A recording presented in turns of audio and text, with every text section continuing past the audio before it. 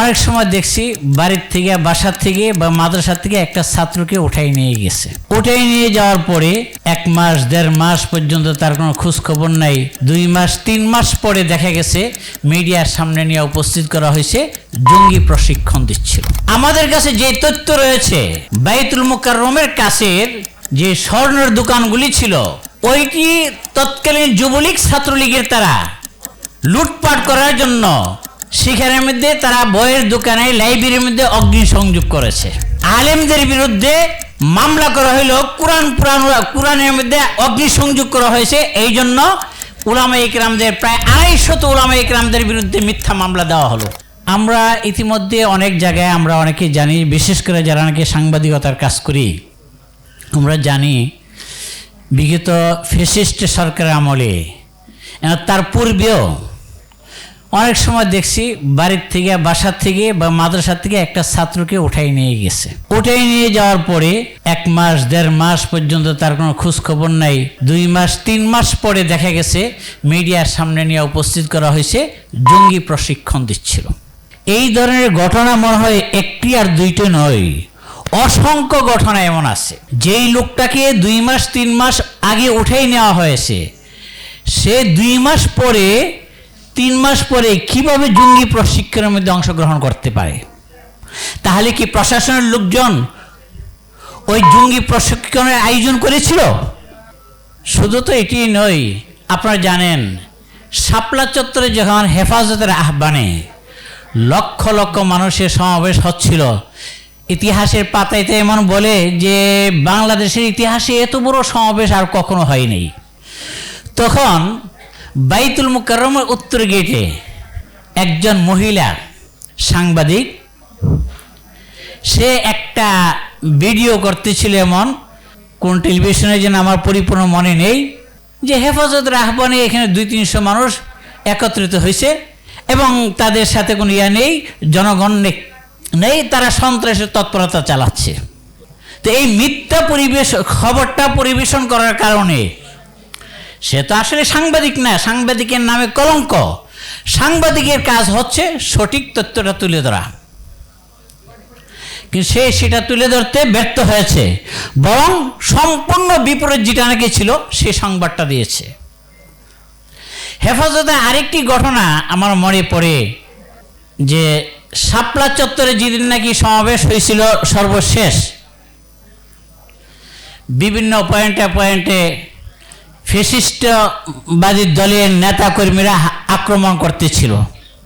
তারপরও লাখ লাখ মানুষ শাপলা চত্বরে একত্রিত হয়েছে। আমাদের কাছে যে তথ্য রয়েছে, বাইতুল মুকাররমের কাছের যে স্বর্ণের দোকানগুলি ছিল, ওইটি তৎকালীন যুবলীগ ছাত্রলীগের তারা লুটপাট করার জন্য সেখানের মধ্যে তারা বইয়ের দোকানে লাইব্রেরির মধ্যে অগ্নিসংযোগ করেছে। আলেম ওলামা মাদ্রাসার ছাত্র যারা নাকি ছিলেন, ওনারা তো ওইখানে যান নাই, ওনারা শাপলা চত্বরের প্রোগ্রাম সবাই ওইখানে সমবেত হয়েছে।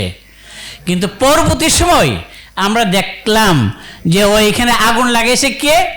যে শাপলা চত্বরে যে সমস্ত উলামায়ে কেরাম আছেন, তারা ওইখানে আগুন লাগিয়ে দিয়েছেন এবং আলেমদের বিরুদ্ধে মামলা করা হইল, কোরআনের মধ্যে অগ্নিসংযোগ করা হয়েছে। এই জন্য উলামায়ে কেরামদের প্রায় 250 উলামায়ে কেরামদের বিরুদ্ধে মিথ্যা মামলা দেওয়া হলো। সেই মামলাগুলি এখনো চলমান। অনেক মামলাই শাস্তিযোগ্য যে সমস্ত মামলা হয়ে গেছিল, যাবজ্জীবন কারাদণ্ড হয়ে গেছে, ওই মামলাগুলি আজ পর্যন্ত অনেক মামলা প্রত্যাহার করে নেওয়া হয়েছে।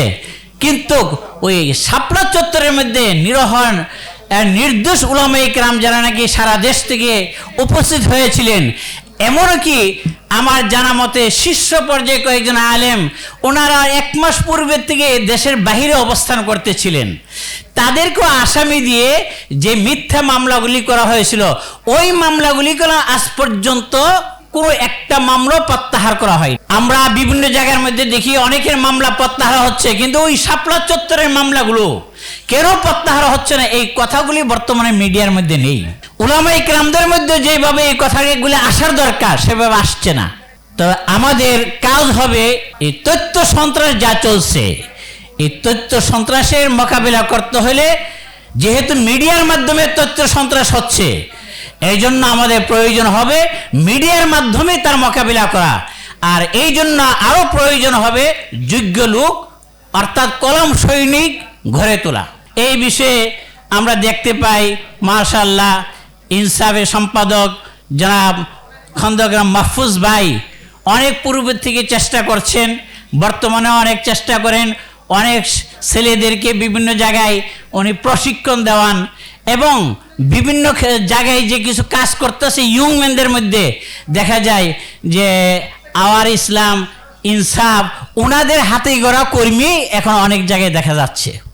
আমাদের মাহফুজ ভাই বলেছেন একটা কথা যে এক্ষেত্রে আমরা অনেক সংখ্যালঘু আরও ছোট, আমরা 3-4টা মিডিয়া আছি মাত্র, এক্ষেত্রে আরও মিডিয়ার দরকার। আসলে বাস্তবে তাই। তো সেক্ষেত্রে আরও বড় আকারে যেন একটা মিডিয়া হতে পারে, একাধিক মিডিয়া হতে পারে, সেই জন্য আমাদের চেষ্টা করতে হবে। তথ্য সন্ত্রাসের মোকাবিলা আমাদেরকে সত্য প্রকাশের জন্য সঠিক মিডিয়ার প্রয়োজন। তা আপনাদেরকে আমি আন্তরিক অভিনন্দন, মোবারকবাদ জানিয়ে আমি আমার সংক্ষিপ্ত আলোচনা শেষ করছি। আল্লাহ হাফেজ। নাসরুম মিনাল্লাহি ওয়া ফাতহুন করিব।